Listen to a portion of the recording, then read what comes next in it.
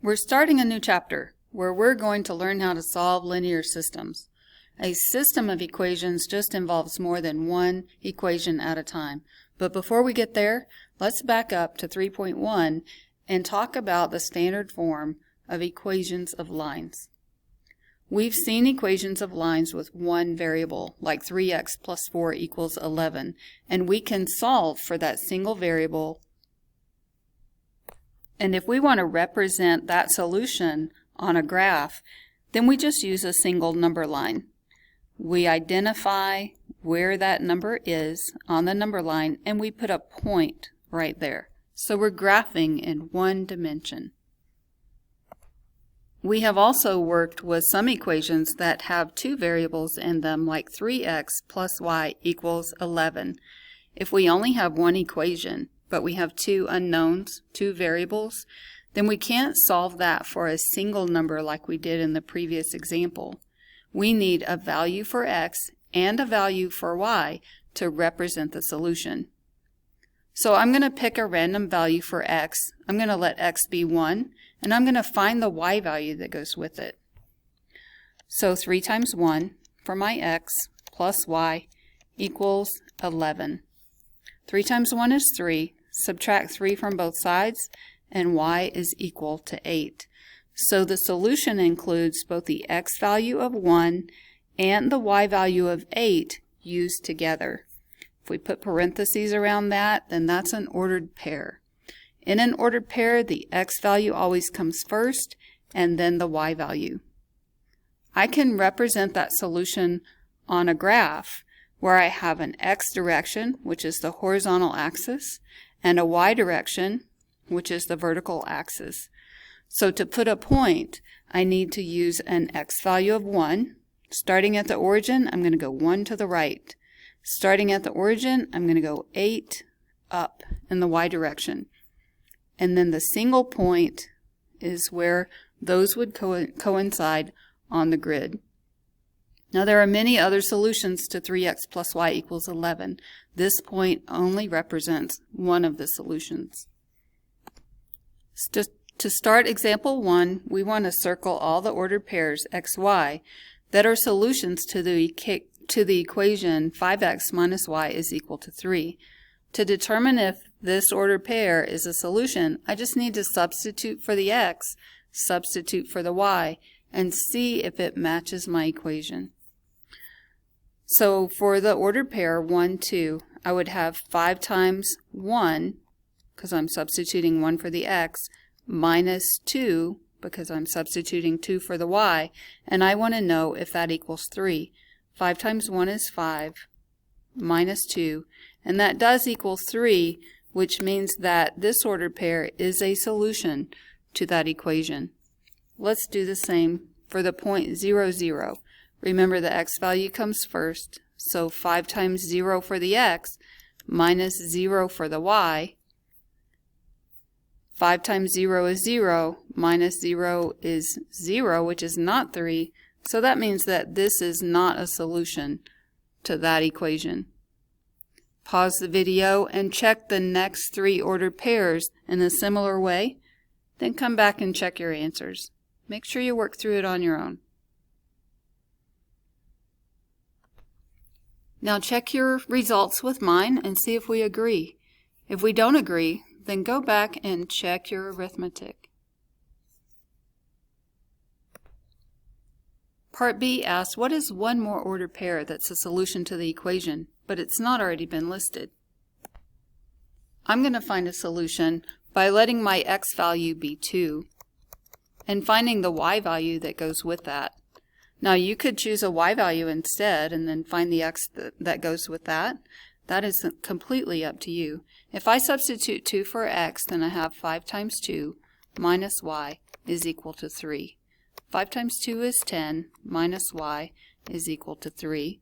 If I subtract 10 from both sides, then I'm not going to lose this negative in front of my y.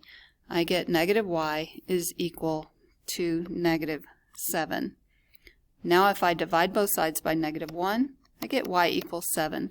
So if x is 2, then y is 7, and I can write that as an ordered pair, 2, 7.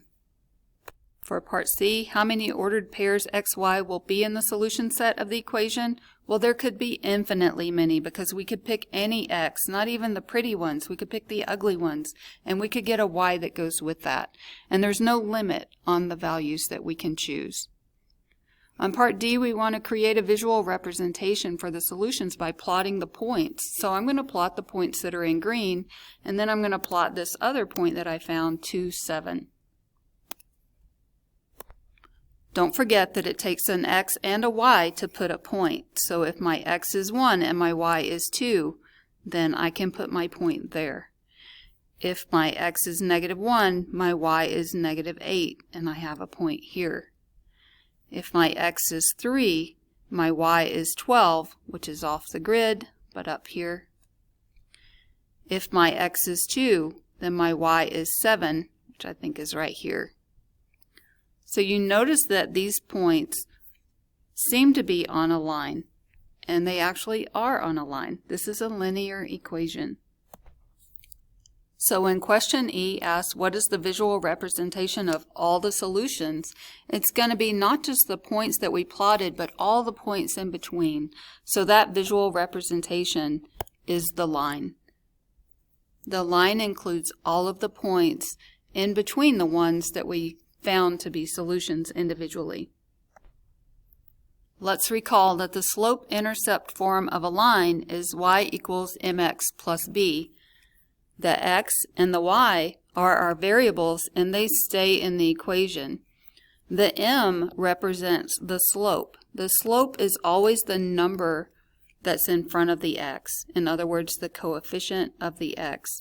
And then the b is the y-intercept. The y-intercept is where the graph crosses the y-axis.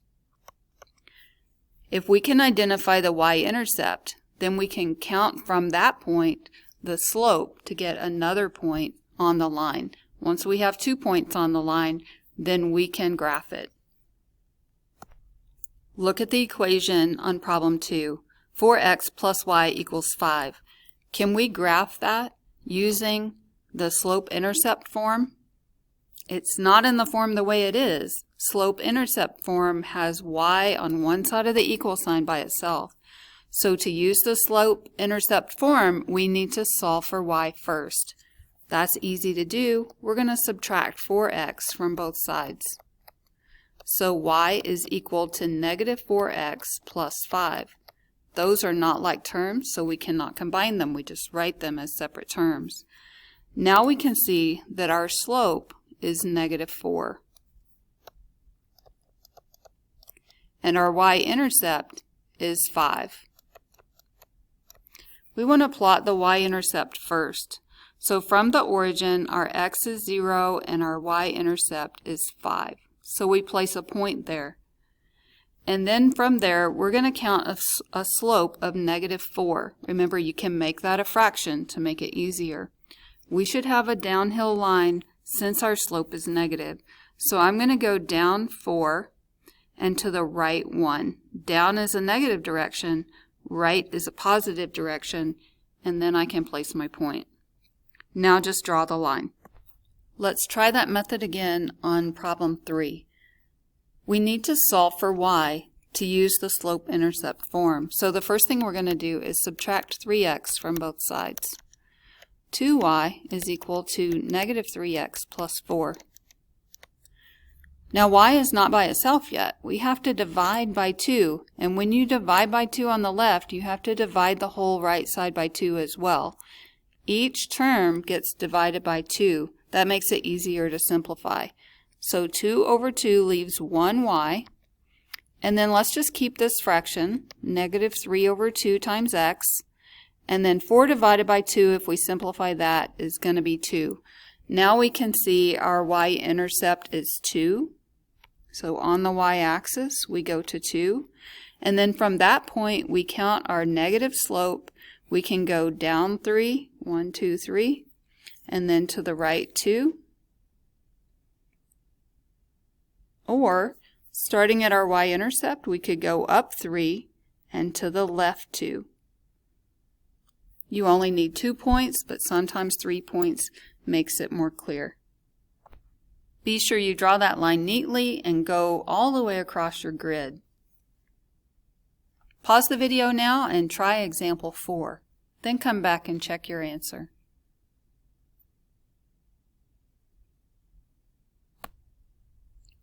So we had some simplifying to do on this one. When we divide both sides by -4 after we subtract 2x from both sides, the -2 over -4 is going to simplify to a positive 1/2.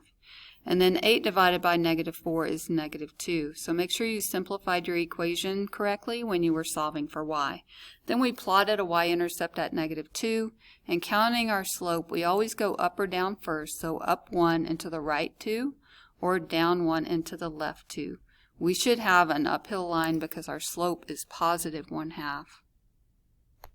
In the next group of problems, we're going to try a different method. Now, we could graph these by using the slope-intercept form, but let's look at another way. As long as we have 2 points that we know are on the line, we can draw a line between those 2 points, and that line will represent all of the solutions. Let's solve by finding the x and y intercepts. I'm going to use a table just to organize my information, and I'm going to use 2 points. I'm going to find the y-intercept by letting x be 0. And then I'm going to find the x-intercept by letting y be 0.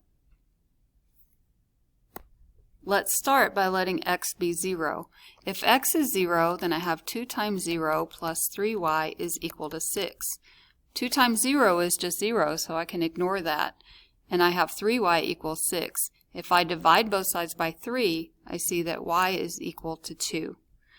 Now let's find the x-intercept by letting y be 0. So I have 2x plus 3 times 0 is equal to 6. 3 times 0 is 0, so that goes out and I can ignore it. Or sorry, 2x is equal to 6. If I divide both sides by 2, then x is equal to 3. So now I have these 2 ordered pairs that I can plot. So if I plot this ordered pair, x is 0, y is 2, and I plot the ordered pair, x is 3, y is 0, then notice I have the intercept of my x and y axis. And I can connect those points with a line. And that line represents all of the solutions to the equation 2x plus 3y equals 6. Let's use that method again in example 6. So I'm going to let x be 0, and 6 times 0 is going to 0 out, so I don't really even need to write that. And then I have minus 4y is equal to 24. If I divide both sides by -4, then I get y is equal to -6. Now let's let y be 0, so I have 6 times x, minus 4 times 0 is just 0, so I'm not even going to write that. And I get 6x is equal to 24. 24 divided by 6 is 4. So when y is 0, x is 4. I can plot those points, 0, -6, that's a y-intercept, and 4, 0 is an x-intercept. Now I can connect those points, and that line represents all of the solutions to that equation. Pause the video and try number 7.